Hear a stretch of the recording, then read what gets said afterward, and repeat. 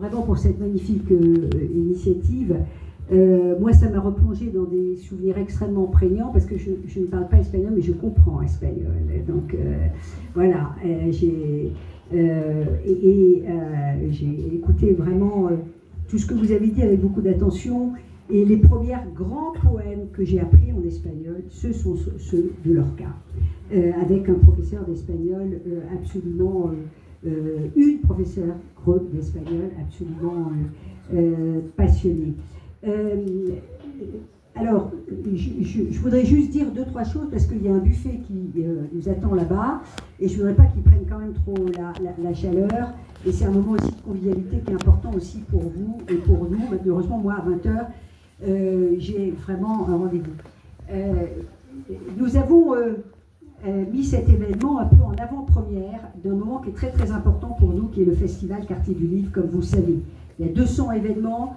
Le parrain, ça sera Douglas Kennedy, et le thème est Où va le monde? Et c'est quand même en résonance avec plein de questions que posait aussi Lorca, qui a été lâchement assassiné sous la dictature franquiste, nous ne l'oublions jamais, et qui, à côté de son œuvre poétique, vous voyez, j'allais dire de son œuvre politique. Mais oui, c'était une œuvre aussi politique à travers tout ce qu'il disait, à travers les valeurs qu'il défendait. Et je trouve que c'est une merveilleuse idée et c'est une très très belle rencontre. Alors la rencontre, elle est née aussi d'un voyage à Grenade, voilà, grâce au directeur de l'école d'art musical qui est là et qui essaye régulièrement chaque année de me tirer de la mairie pour accompagner, mais c'est un bonheur, mais malheureusement on ne peut pas trop, voilà, là il est parti à Tokyo, vous imaginez, donc ça c'est pas possible.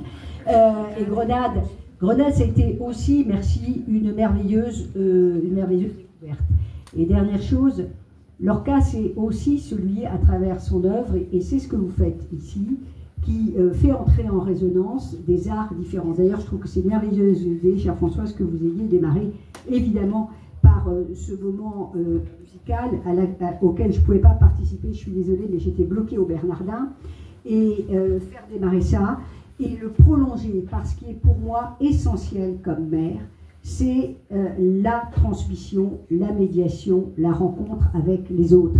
Et vous avez dit qu'une centaine d'enfants viendraient, et bien c'est absolument extraordinaire, parce qu'il y a plein de choses qui se passent quand les enfants viennent, et quand vous leur faites toucher du doigt, littéralement, ce qu'est la culture. Et la culture, c'est pas un supplément, c'est pas du superflu, c'est dans un monde violent, dans un monde qui ne sait pas où il va, c'est fondamentalement ce qui permet aux uns et aux unes et aux autres de se construire et d'apprendre l'aspérité, le différent, l'autre, ce qui a tellement manqué dans l'univers où Lorca écrivait. Voilà, donc merci et bravo à tous ces artistes et bravo pour être aussi passionnés. Voilà.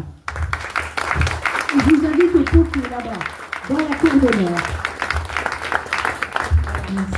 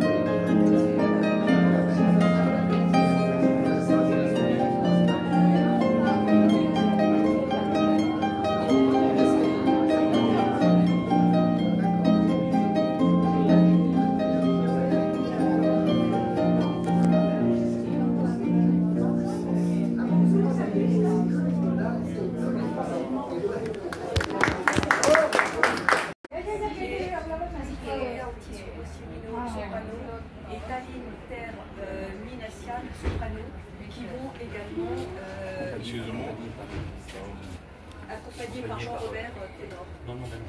C'est ça quoi?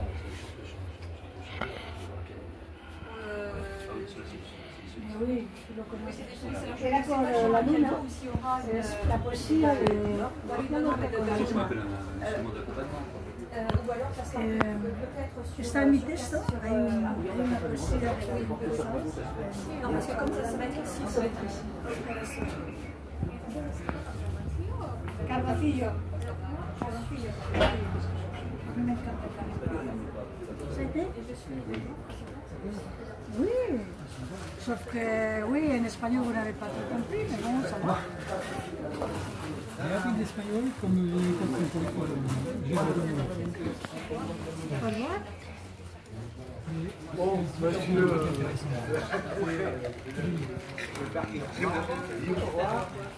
À la prochaine. Au revoir, monsieur. Le patron de l'eau.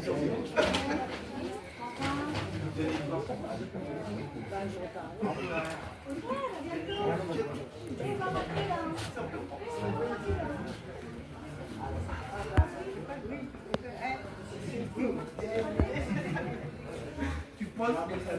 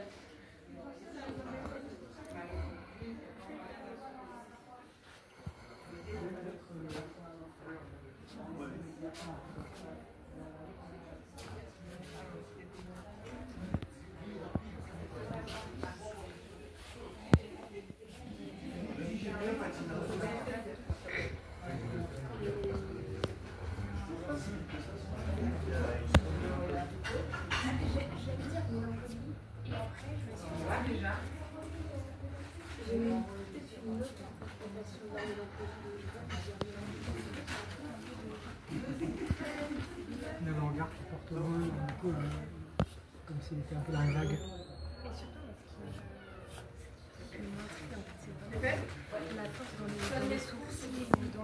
Ouais, en fait, il avait des sourcils hyper épais. Et du coup, pour le rendre en sculpture, c'est pas évident parce que. C'est pour